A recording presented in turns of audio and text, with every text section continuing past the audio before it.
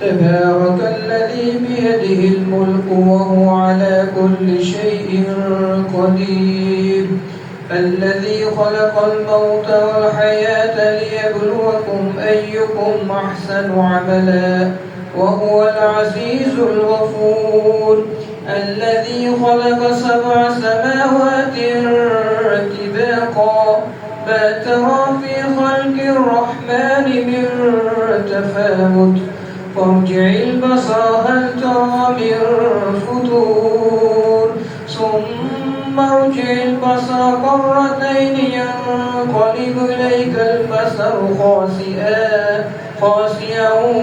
وهو حسير ولقد زينا السماء الدنيا بمصابيح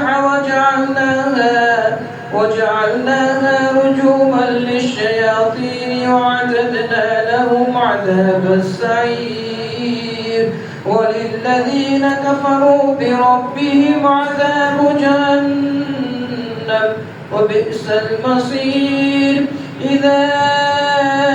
ألقوا فيها سمعوا لها شيقا وهي تفور تكاد تميز من الغيظ كلما ألقي فيها فوج سألهم خزنتها ألم يأتكم نذير قالوا بلى قد جاءنا نذير فكذبنا وقلنا ما نزل الله من شيء إن أنتم إلا في ضلال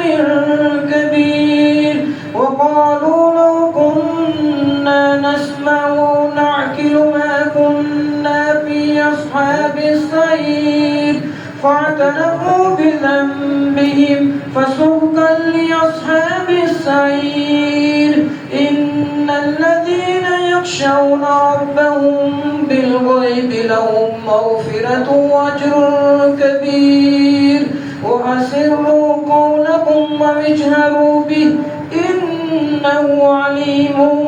بذات الصدور ألا يعلم من خلق وهو اللطيف الخبير هو الذي جعل لكم الأرض ذلولا فامشوا في مناكبها وكلوا من رزقه وإليه النشور أأمنتم من في السماء أن يخسف بكم الأرض فإذا هي تمور أم أمنتم من في السماء أن يرسل عليكم حاصبا فستعلمون كيف نذير ولقد كذب الذين من قبلهم فكيف كان نكير أولم يروا إلى الطير فوقهم صافات ويقبض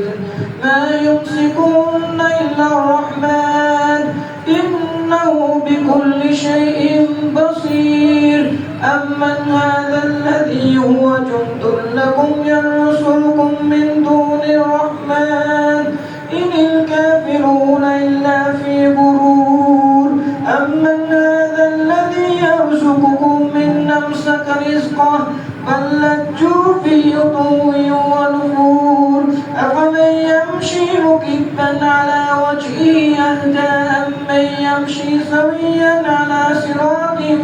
مستقيم قل هو الذي أنشأكم وجعل لكم السمع والأبصار والأفئدة قليلا ما تشكرون قل هو الذي ذرأكم في الأرض وإليه تحشرون ويقولون متى هذا الوعد إن كنتم صادقين إنما العلم عند الله وإنما أنا نذير مبين فلما رأوه زلفة سيئت وجوه الذين كفروا وقيل هذا الذي كنتم به تدعون قل أرأيتم إن أهلكني الله ومن يرحمنا ومن يجير الكافرين من عذاب أليم توكلنا وستعلمون من هو في ضلال مبين قل أرأيتم إن أصبح ماؤكم غورا فمن يأتيكم بماء